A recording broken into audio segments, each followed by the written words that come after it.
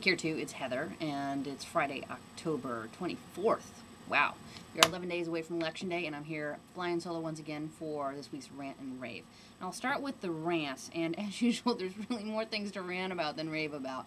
My rant today is directed at former Fed Chairman Alan Greenspan. Now, many of you may have seen that Greenspan testified yesterday before a House Committee on Government Oversight about the economic crisis, how we got here, what happened. He was testifying with SEC Chairman Chris Cox and former Treasury Secretary John Snow, and he expressed shock and disbelief at the fact that banks would not protect shareholder value in the way that they were operating. And it clearly sort of shook him a little bit to his core that his philosophy, his ideology was wrong. And in fact, the chairman, Henry Waxman of California, asked him point blank if he felt his ideology had gotten in the way. And Greenspan's response was that he had detected a flaw in his ideology through this crisis. When the truth is, in the 1990s, that a lot of people were talking about this housing bubble.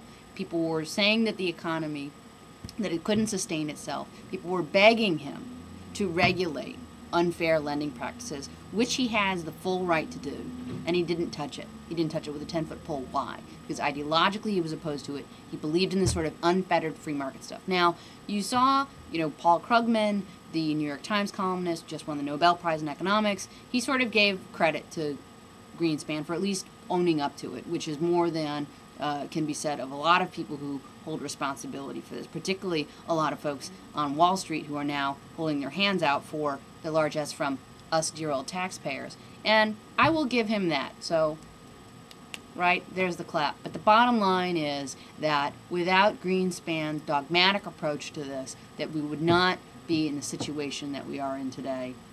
And for that, he does not deserve a pat on the back, but a kick in the butt.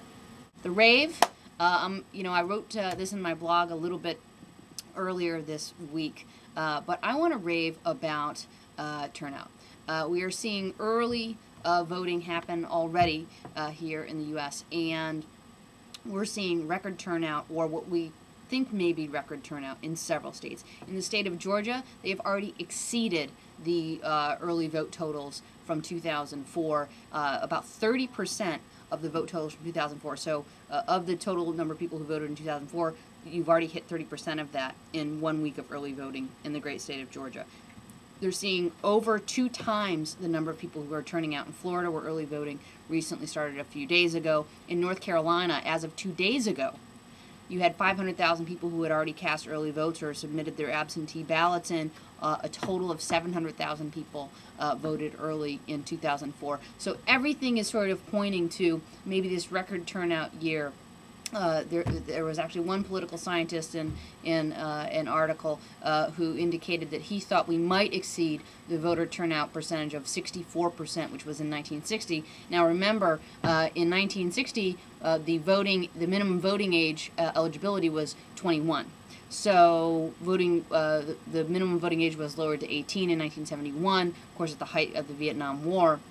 And so this could be just break all records, and I only hope and pray that our systems actually are able to manage it. We're sort of seeing some problems there where that's concerned. But all of that being said, I'm really glad that people are taking the time to exercise their right to vote, and I'm really looking forward to November 5th, because like most people, I'm a little exhausted here. But that's all I got for now. For those of you who haven't checked it out, we have put up this week a profile on Cynthia McKinney, the Green Party nominee for president, and her running mate. We have just put up this morning a profile on Bob Barr, who is running as a libertarian, and we will also be putting up a profile of Ralph Nader in short order. Also check out, we're going to be putting up new stuff on each of the issues with voter guides, all of our 6 issues that we've been covering for the last year and a half or so. So we hope you'll take the time to check that out as you're making your final decision and hopefully getting off to the polls. Have a great weekend, everybody.